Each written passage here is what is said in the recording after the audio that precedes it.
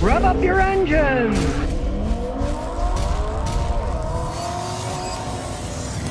Mr. Shabby Man once says, R.I.P. Kitty.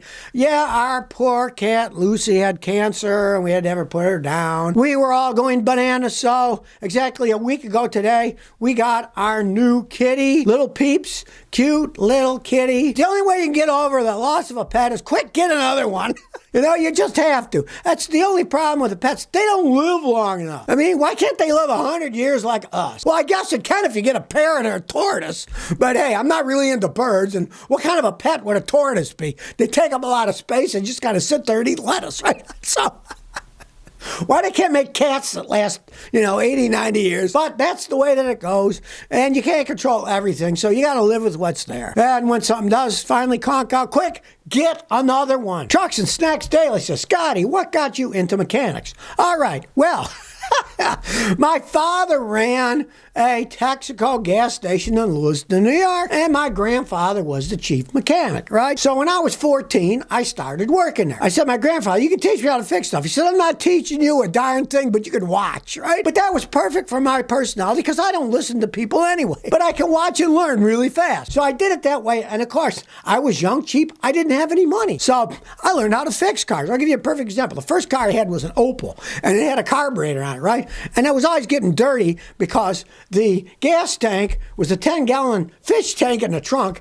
and the previous owner didn't take care of it. It was rusty on the bottom, so rust kept getting in the carburetor. So I had to keep taking it apart, cleaning it, putting it back together. Well, the gasket broke on the top, and the kits cost so much money for me as a kid. Back in those days, you were making $1.25 an hour, right? I got a Kellogg cereal box, put it on top, and I cut it out, and I made my own gaskets that way. That's how cheap I was in those days, And that's what got me into it. I didn't want to get ripped off, and I learned from my grandfather. And then so I always had a trade. I went to school, and in the summers I worked as a mechanic. Hey, it worked okay. I mean, I never did finish my PhD. I went back to cars, but with YouTube, that worked out pretty good, so I can't complain. Zap Roostar says, is it normal for a Honda to be low on coolant after 100,000 miles and coolant's never been added?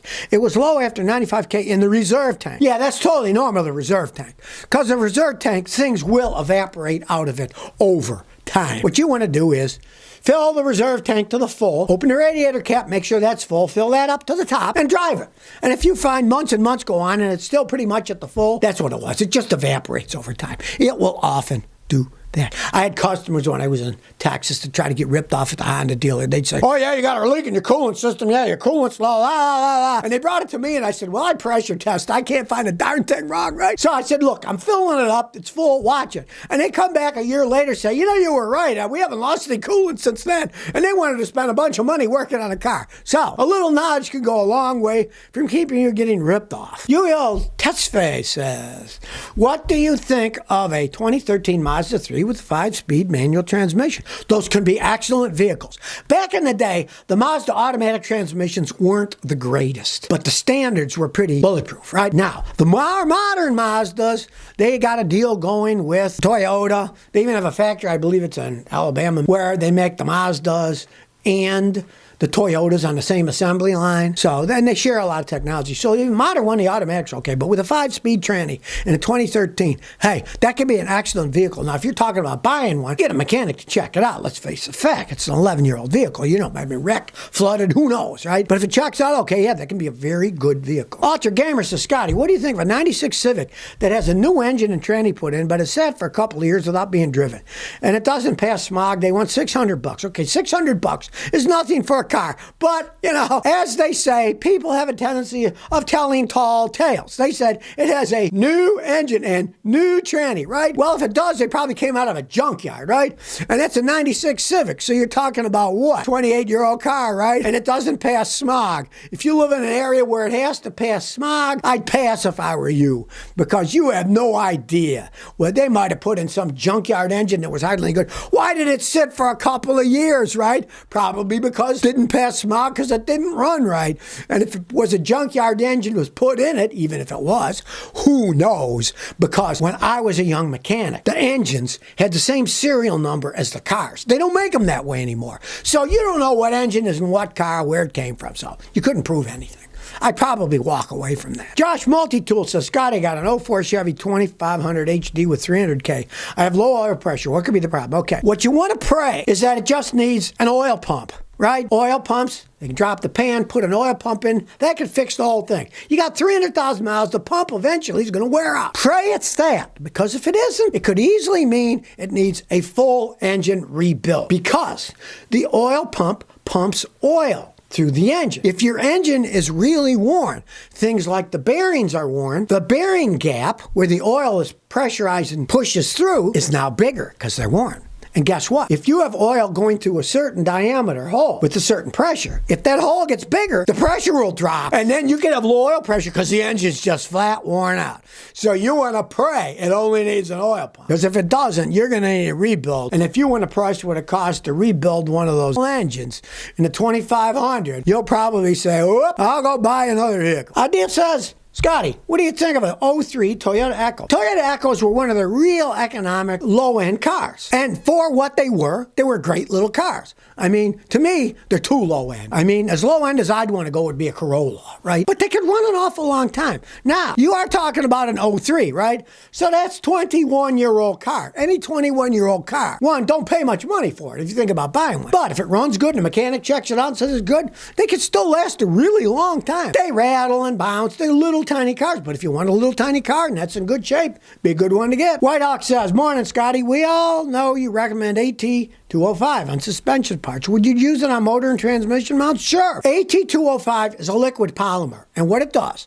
is, it looks like water, but it isn't. Rejuvenates rubber products. It keeps them supple so they don't crack. So, any kind of rubber thing. I know guys, they swear they put them on their golf club handles. If they got rubber handles, they put them on the seals of their windows. If they have like metal aluminum windows with the rubber seals, they spray the rubber seals with them and it keeps them pliable so they don't crack, a wind doesn't blow in. Anything rubber. It is amazing stuff. I've been using that stuff for decades. I'm amazed at how it works. It only works on rubber, doesn't work on anything else, but it rejuvenates rubber like mad. Damien says, Scotty, what do you think about Aston Martins? I'm looking at a 2023 Aston Martin DBX. It's nice looking. What do you think about these? Are they good vehicles? Well, if you've got a couple $100,000 or more to buy some crazy vehicle like that, go right ahead.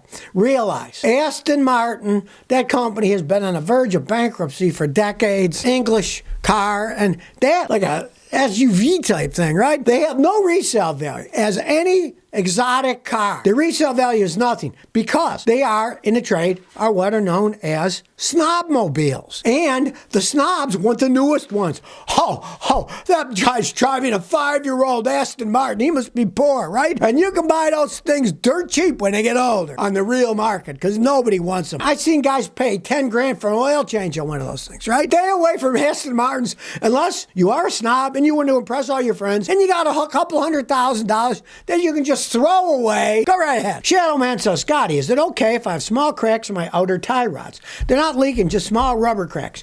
Okay, tie rods are worn when they have play in them. So if you jack the car up in the air and you grab the tire at 3 o'clock and 9 o'clock and it goes clunker, clunker, you'll see the tie rods moving. You got to replace them, right? You do that and there's no play at all. It's not worn yet. I've driven cars ages that way. They're not worn until they start going clunker, clunker, clunker, clunker, right? Just check them every once in a while. When they go clunker, clunker, replace them. Shadow Man says, is it true your lower ball joints can fail without any warning symptoms? Well, yeah, if you have a Chrysler, they might just snap right off because they're made so poorly. All those Dodge trucks, they'll just snap off. Most vehicles, they will wear first. And what you do is you jack the car up in the air and you grab it at 12 o'clock and 6 o'clock. And if you can go clunker, clunker, clunker, clunker, that means the bottom ball joint is worn and it's clunking. So then you know you better change it before it breaks and it falls off, right? Most cars, they will give you clunking noise when you hit bumps and you'll be able to tell. Or you jack it up in the air and you see the rubber seal is all ripped off and you just see the metal part. That means it's all getting worn from salt in the winter eating it up. Then you want to change them out. Like I said, with Dodges, yeah, they might just snap right off because they make them so poorly. Another reason I tell people not to buy Dodge products. Captain Laser says, Scotty, got an 01 Ranger. Slide hum on the passenger side front. Ball joints have been replaced. What could cause it? I can tell you 99.999% what it is you go down the road, your tires are going on wheel bearings. Pressed in. they spin. As they age, they wear, and they start to hum.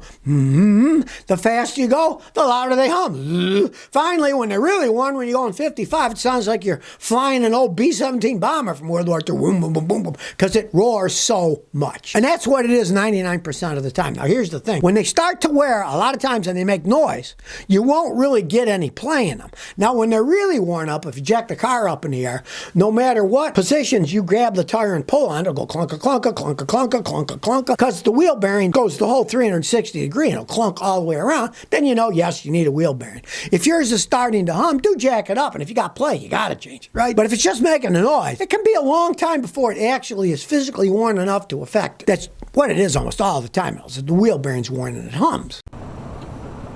So if you never want to miss another one of my new car repair videos, remember to ring that bell.